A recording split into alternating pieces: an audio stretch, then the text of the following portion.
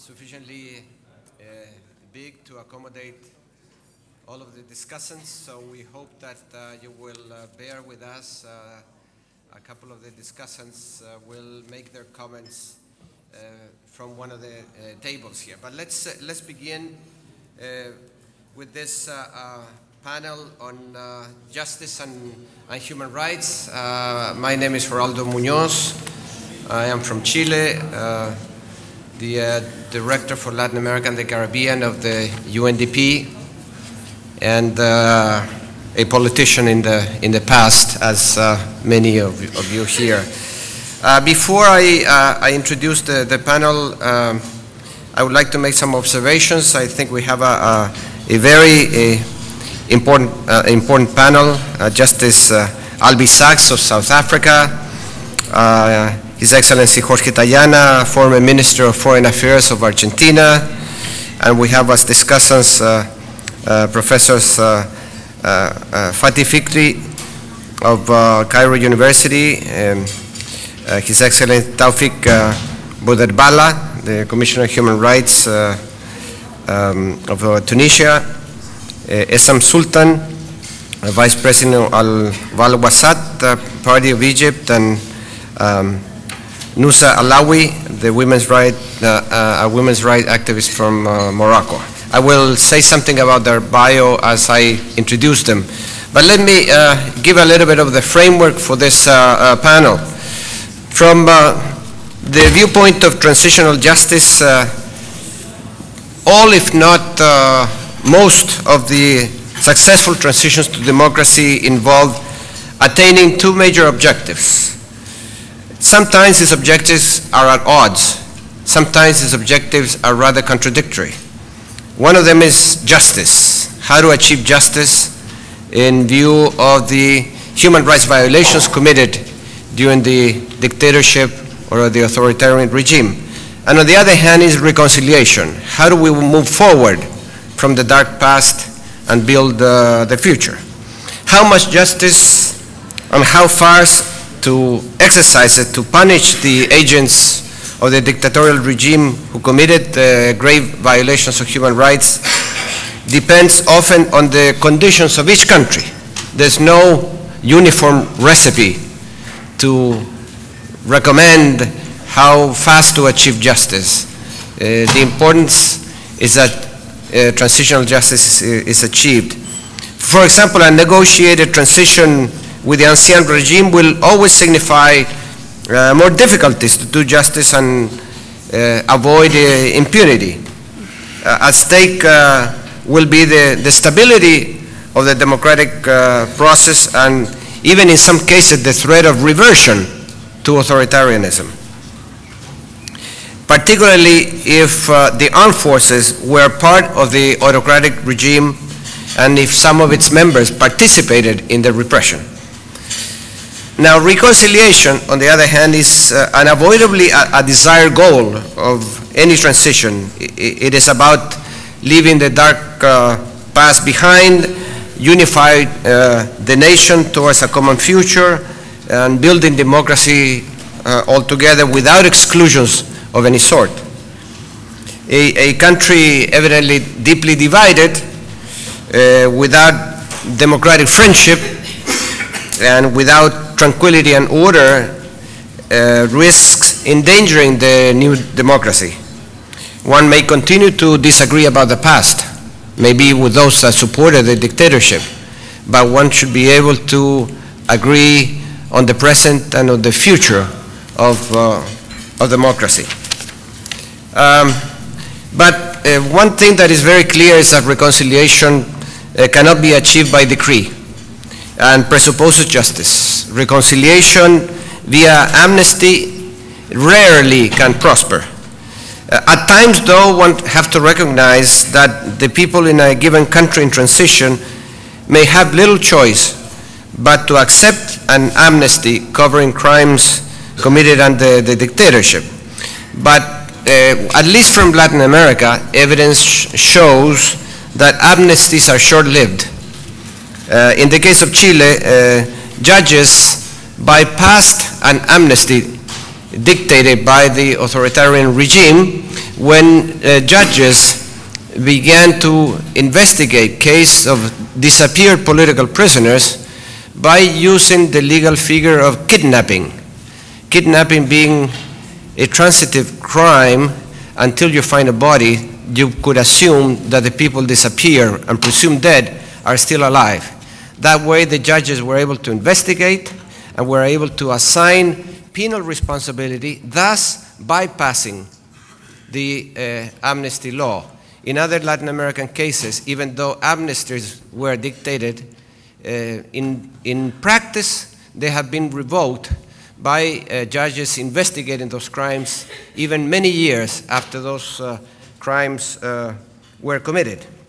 In addition to that, international treaties and international human rights law evidently makes crimes against humanity as non-prescribable and not covered by amnesties. And the role of international actors, I think maybe the panel would want to consider it, because in the case of Chile, the detention of General Pinochet in London by Judge Garzón, who wanted to interrogate him for cases of assassination in Spain, evidently opened a new chapter in international law, and maybe facilitated the fact that in Chile, then crimes were investigated and individuals were punished.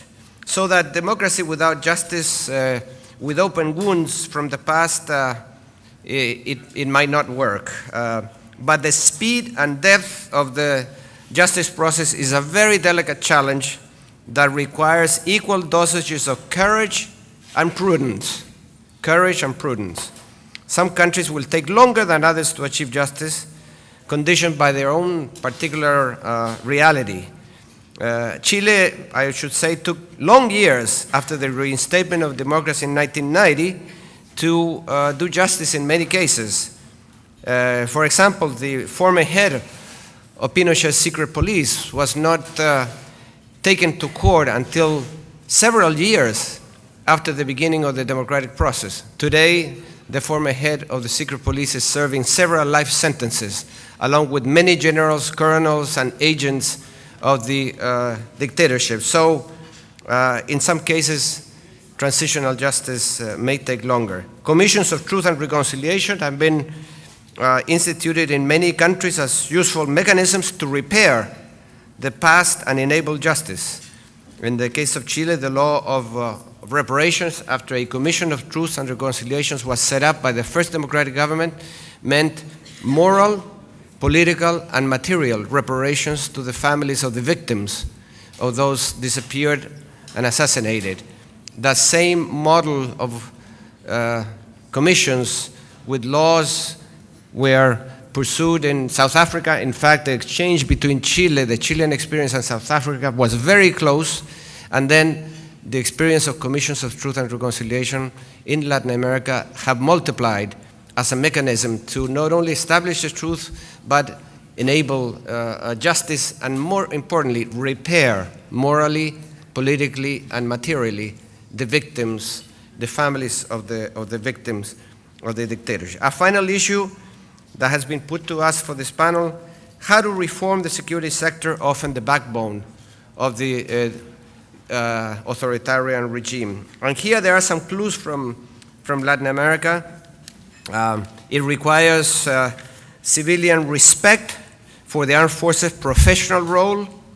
It requires respect to their monopoly of arms, and in exchange, it requires the respect of the armed forces for their strict non-involvement in politics and their strict obedience to the legally constituted civilian authorities.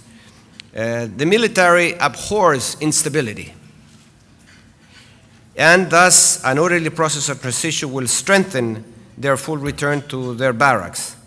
The unity of the democratic forces, despite that there may be differences.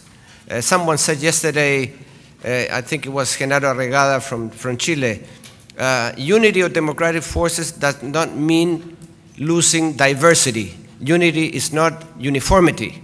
You can have your own identities among the various democratic forces, but the common goals are fundamental to ensure a gradual, in some cases, but strong democratic process that will enable then all players to comply with their roles in a democracy. These are some of the issues, and I will then go to give the floor to Justice Sachs, who has a long career in democracy, in human rights.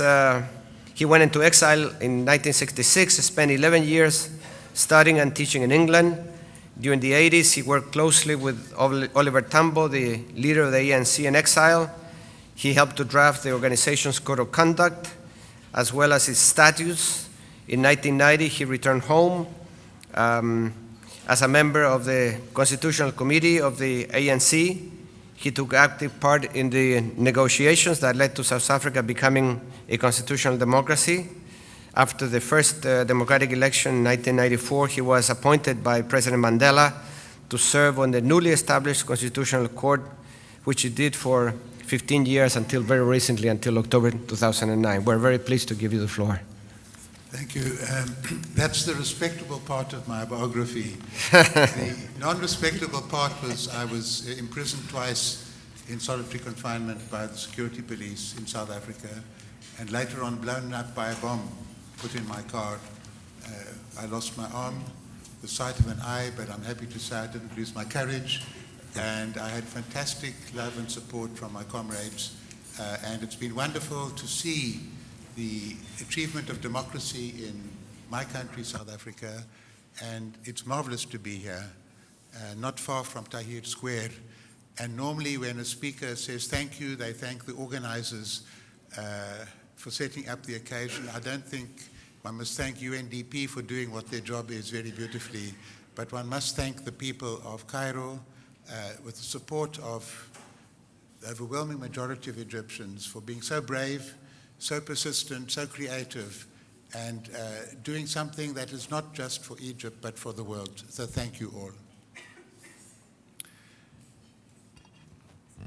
Before making my main presentation, I'd like to pick up on those very moving and very pertinent words of the moderator in terms of amnesty. It's not directly in the program, but I think it is very important. People are asking. And the question is, why would I support the amnesty that we gave in South Africa to people who did terrible things, but not support amnesty for Pinochet? And there is a principal difference. In South Africa, the amnesty was negotiated by the ANC together with the government. In Chile, the amnesty was granted by the dictatorial regime to itself. That's one big difference. Secondly, the amnesty in South Africa depended, it was not a general blanket amnesty. Each person who wanted amnesty had to come forward and acknowledge his or her violation of the law, one by one. In Chile, it was a blanket amnesty. Thirdly, in South Africa, each person who violated fundamental laws had to acknowledge that they had infringed human rights. In Chile, there was a denial, and I believe, if I'm correct, Mr. Moderator, to this day, the people responsible are still denying what they did.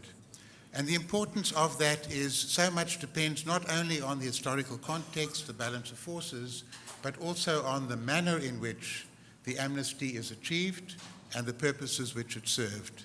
In our case, we believe that because people came forward and told the truth, it helped to stabilize our new democracy. It wasn't impunity.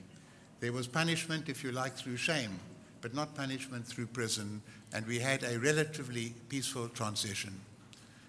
It's an issue that requires independent treatment, and I think it's important for people in Egypt to hear from all different sides, but I do appreciate, Mr. Moderator, for your having put the issue on the table, and the importance of not simply forgetting the past, but not being trapped in the past.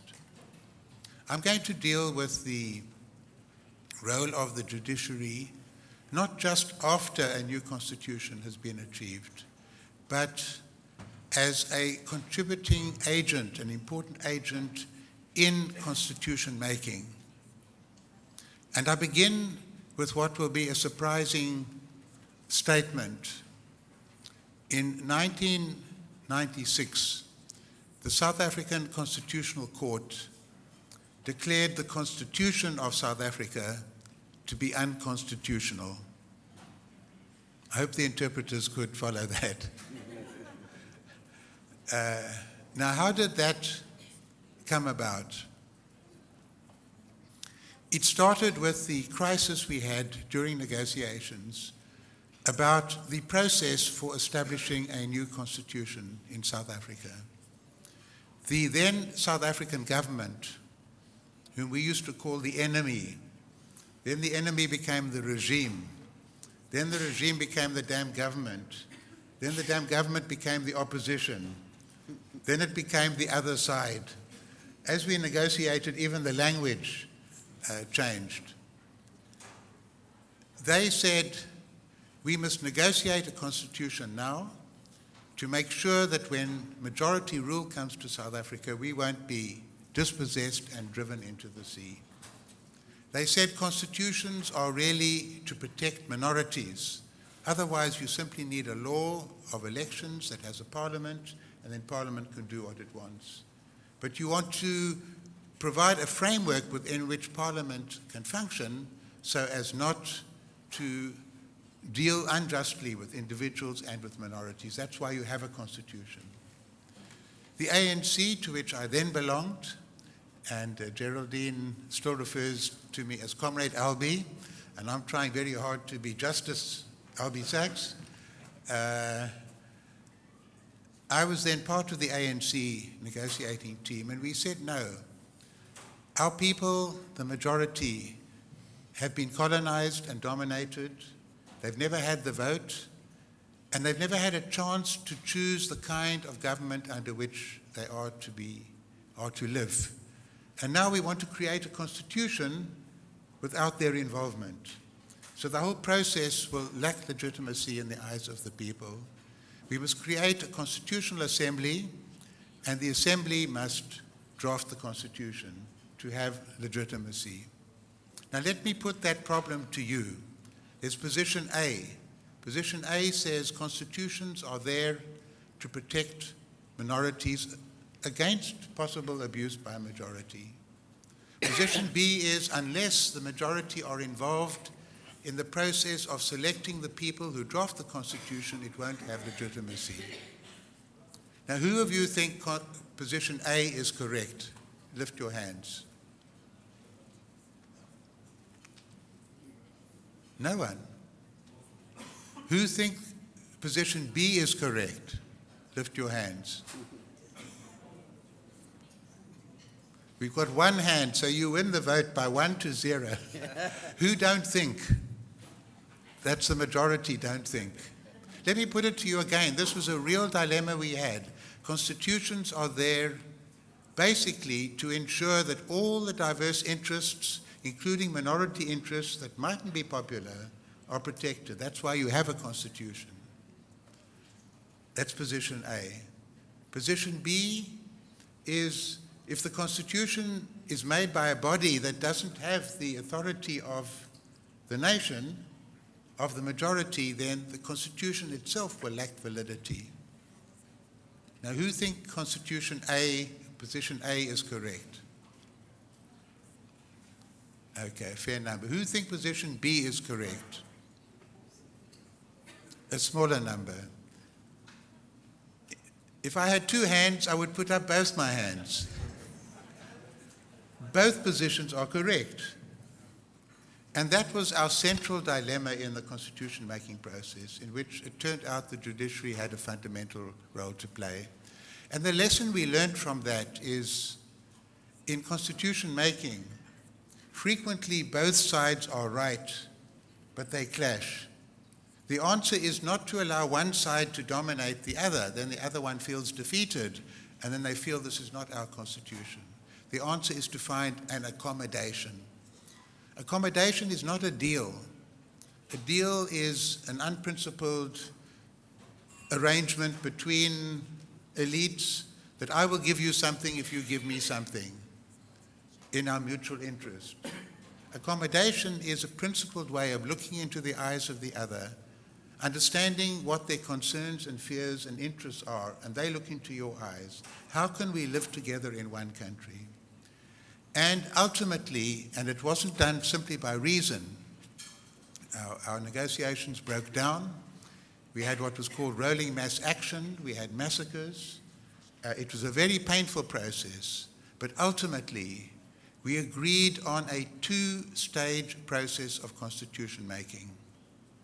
The people around the table self-selected, the initial negotiators, agreed to certain basic fundamental principles that would be there to ensure the interests of all the diverse groups would be protected. We thought at that stage there would be 5 principles. We ended up with 34 principles, and some of them had clause A, B, C, D. And these became the guiding basic principles for general elections to create a parliament. The parliament then became the constitution-making body. And the parliament was given 2 years to draft the constitution. A time limit was very important. They went on till the last night of the last day, and we were lucky 1996 was a leap year, so we got 1 extra day. And who was to decide then whether Parliament had obeyed the principles agreed to in advance? I might mention we also required a 2/3 majority, so no one party could write the Constitution on its own, and we had voting by proportional representation, which meant that even very tiny groups could be part of the constitution-making process to make it as inclusive as possible. And the constitutional text was sent to the judges of the Constitutional Court. That was our task, to decide if the 34 principles had been complied with. We spent 1 whole week. We heard huge participation from 70 different groups, civil society groups, individuals, challenging aspects of the Constitution. And in the end, we gave our judgment. And we said overwhelmingly the principles had been complied with. It was a democratic constitution as envisaged. But in 9 respects, it failed to meet the requirements of the principles. And we sent it back to Parliament. Mac Maharaj, who spoke yesterday, who was in the cabinet, said President Nelson Mandela didn't even discuss it with cabinet. He just gave instructions, go back to Parliament, and Parliament must correct the deficiencies. And so Parliament accepted the decision of the court. It made the changes to the 9. There were further challenges which we rejected. And one result of this process was that we had a constitution-making process that was very inclusive. No one could say our voice was not there. And no one can say we were a small minority and we were completely disregarded. The final text had 98% of the members of Parliament voted for it. And this was members of Parliament that included people from the old regime, from ethnic groups, from religious groups, from all different communities. So the constitution-making process itself became a guarantee that the Constitution would function, because there was huge involvement. I'll deal with some of that this afternoon in the discussion. And the people feel this document is our document. And as Mac Maharaj said yesterday, South Africans don't just live in a state with a constitution. We live in a constitutional state. It's a huge achievement. The Constitution governs. We don't have a king. We don't have a pharaoh. We don't have a president who has all power. We don't have a military commander who has all power. This is the pharaoh of South Africa, the Constitution. And it's because the process of achieving the Constitution was so inclusive and so participatory, it has enormous prestige in our country. And the judiciary played a critical role in ensuring that there would be objective appreciation in terms of whether the initial agreement, the compromise, if you like, the accommodation to move the process forward was being complied with. I'm going to quickly mention other ways in which the judiciary played a role. Decision-making. How would these self-selected groups at the first stage of constitution making come to decisions? Again, as Mac Maharaj mentioned yesterday, most of the participants were small subaltern groups of the old apartheid regime. We couldn't have half majority, 50% plus one, or even 75%. And one of our negotiators, Cyril Ramaphosa, came up with the idea, what he called sufficient consensus. Sufficient consensus means enough consensus for the process to move forward. That really meant the government that had the guns, that had the power, and the ANC that had huge popular support. If either disagreed, the process couldn't move forward. Other groups would be listened to, they would have their say, but they wouldn't have a veto power over the process. But who would decide if there was sufficient consensus? We got in two judges. The one judge, the first time we had black judges in South Africa was then, Ismail Mohammed, who went on to become Chief Justice of South Africa. He had the confidence of the liberation movement, and a justice who had the confidence of the old government. Honest, objective, but somebody they felt they could trust. And they would decide if there was sufficient consensus. And only once did they have to rule, it became important for letting the process go forward. The negotiations broke down over capital punishment. The ANC was opposed to capital punishment. Nelson Mandela, when he inaugurated the South African Constitutional Court, said, "The last time I stood up in court was to find out if I was going to be hanged. Today I rise to inaugurate South Africa's first constitutional court." He was against capital punishment as something that the state should not execute its citizens, whatever they might have done. The old South African government couldn't imagine the state that did not execute its citizens if they had violated certain norms. We couldn't agree. We couldn't postpone the elections because we couldn't agree on capital punishment. So we had an open text in our Bill of Rights, not like Mozambique, Namibia, abolished capital punishment. We left it open, and we left it to the Constitutional Court to decide if capital punishment was compatible with the values of the Constitution. So there's some issues that don't have to be decided at negotiations. They can be left for evolution afterwards if they're not matters of principle, but matters of following through on principle, and this was one. I might say our first case was capital punishment, and our court unanimously decided it was incompatible with the values of our Bill of Rights. Judges also sat on the Amnesty Commission of the Truth Commission. The criteria had to be the person had to come forward, the person had to acknowledge the full extent of the violation of the law. And I might mention we had ANC people who came forward as well. That was one reason we had a Truth Commission in South Africa. We had tortured people we captured. We were very concerned about that. We exposed